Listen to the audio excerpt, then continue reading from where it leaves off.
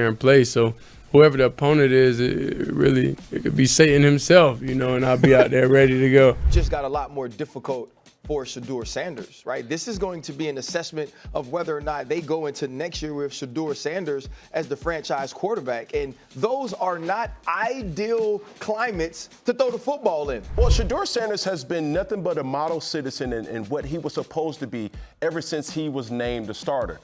Well, Kevin Stefanski, what are we going to say about him? Like, at some point, it's going to have to be a referendum on the coaching staff, on the executives, on the decision makers in that building as to why was he fourth string at one point? Why was he third string at another? Why were you continuing to keep him on the bench or make sure it was difficult for him to get an opportunity to play when you had an opportunity to see this?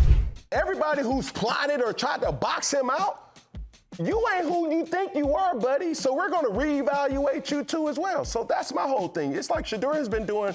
This weekend at Soldier Field, we're not just watching another late-season NFL game. We're witnessing a referendum, a trial by ice, a moment that could define not just Shedeur Sanders' future, but expose the organizational malpractice of an entire franchise. The temperature? Single digits. The wind chill? 10 to 15 below zero. Temperature for the Browns-Bears game this weekend is supposed to be in the single digits. Real feel here. And gusty winds up to 20 miles an hour could drop that to 10 to 15 below zero. Chicago is literally setting up warming stations at Soldier Field. They're allowing fans to bring battery-operated heating devices. This isn't football weather, this is survival conditions. And into this frozen hellscape walks a rookie quarterback who's been treated like a fourth-string afterthought by his own organization, ready to prove everyone wrong one more time. Shadur will win and show our QB1 some emotional support. Let's be crystal clear about what's happening here.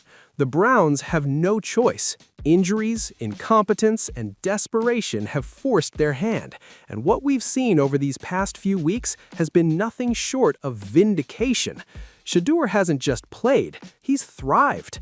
He's shown poise, accuracy, and the kind of leadership that can't be taught in film sessions.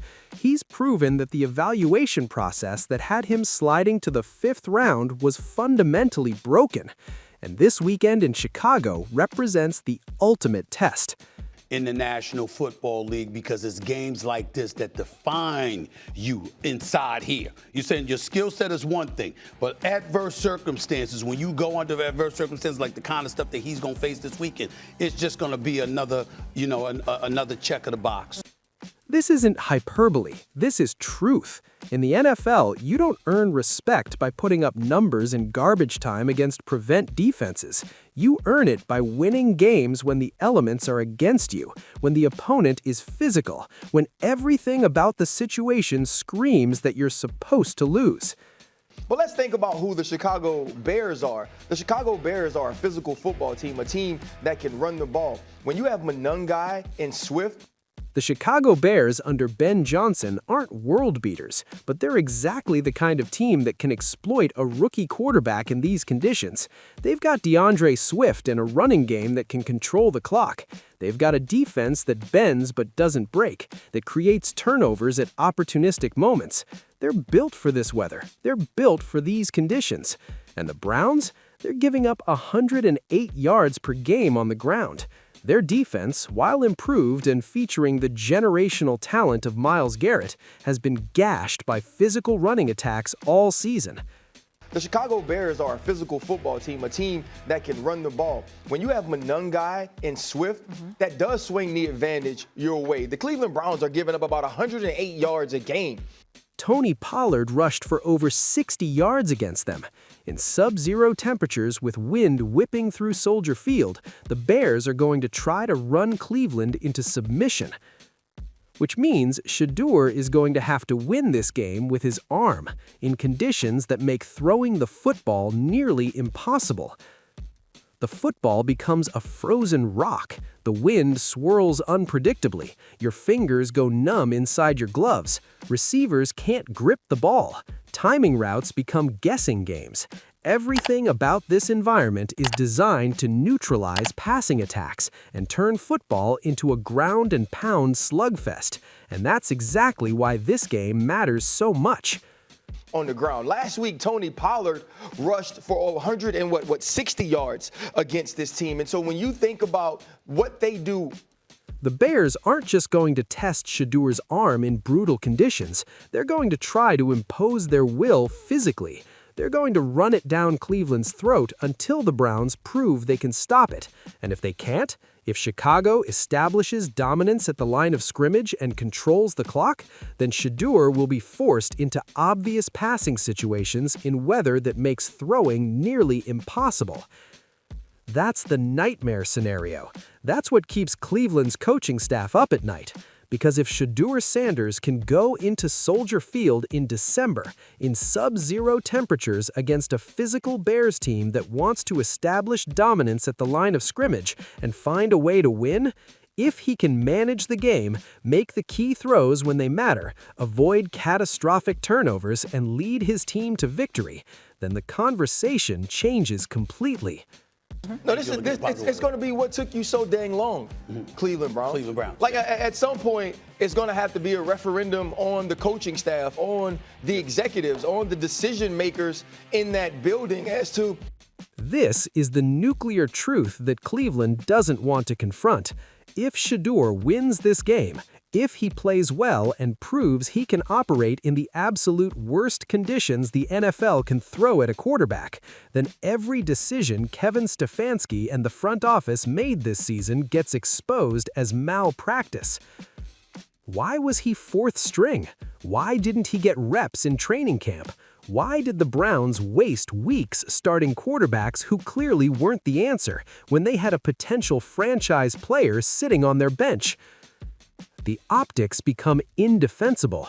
The narrative shifts from developmental project to organizational failure.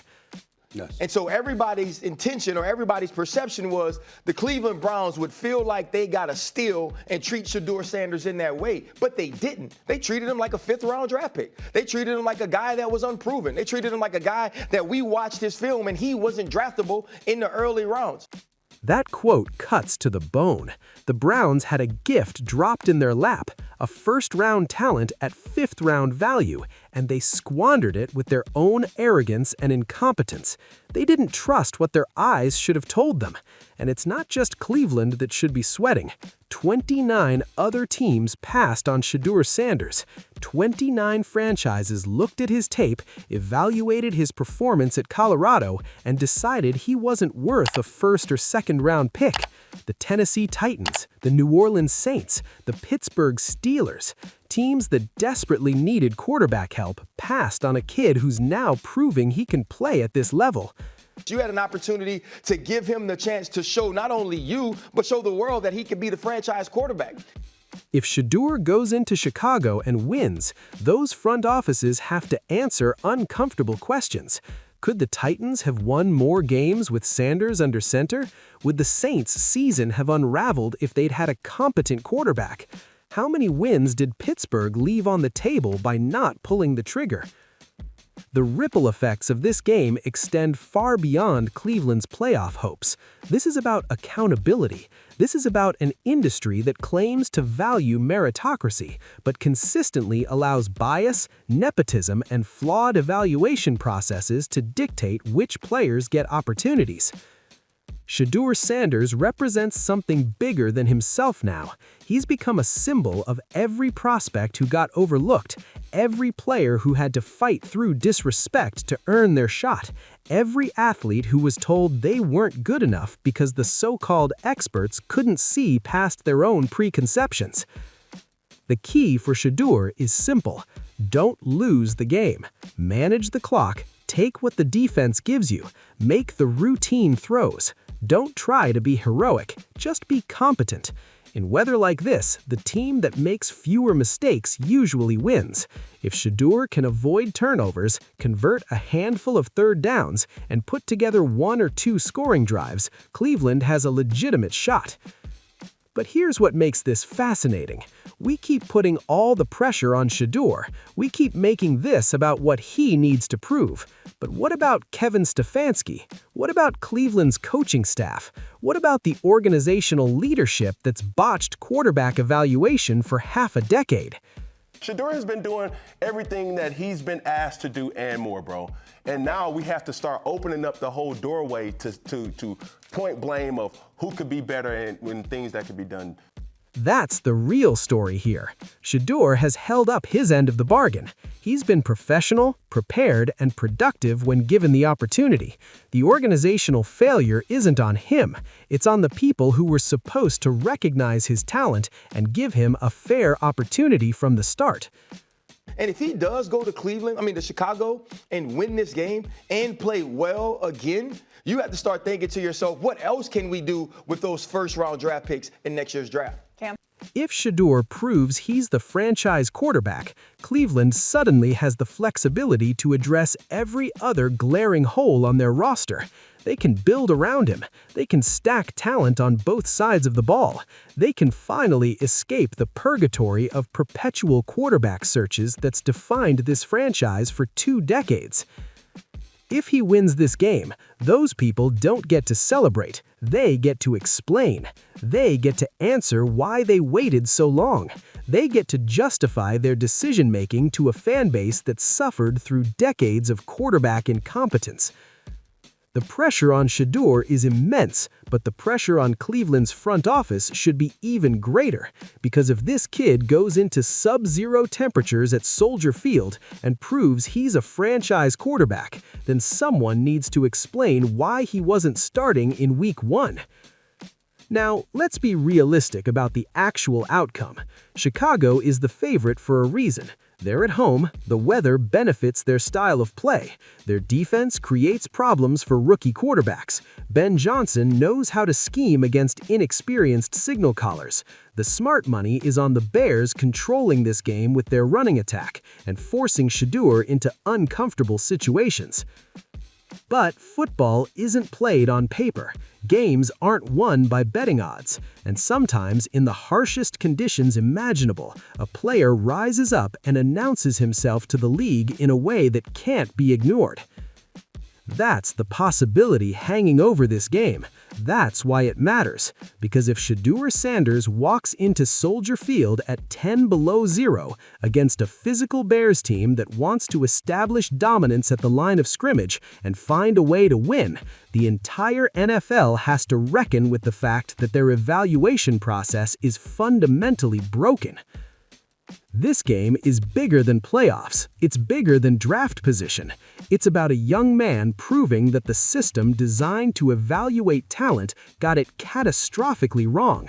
It's about organizational accountability. It's about forcing the NFL establishment to confront its biases and flawed processes. The temperature at Soldier Field this weekend will be brutal. The wind will be unforgiving. The conditions will be miserable. But for Shedeur Sanders, this is opportunity. This is validation. This is the chance to silence every critic, prove every doubter wrong, and announce himself as a legitimate NFL quarterback. The Browns-Bears game isn't just another December matchup between 2 struggling teams. It's a referendum on Shedeur Sanders' future and an indication of the organizational failures that tried to bury him. Come Sunday, in the frozen wasteland of Soldier Field, we'll find out if justice prevails. We'll find out if talent truly rises to the top, or if the flawed system that undervalued Shadur gets one more chance to be proven right. My money? It's on the kid from Colorado who's been disrespected, overlooked, and underestimated his entire journey to the NFL. Because sometimes, when the stakes are highest and the conditions are worst, that's exactly when greatness emerges.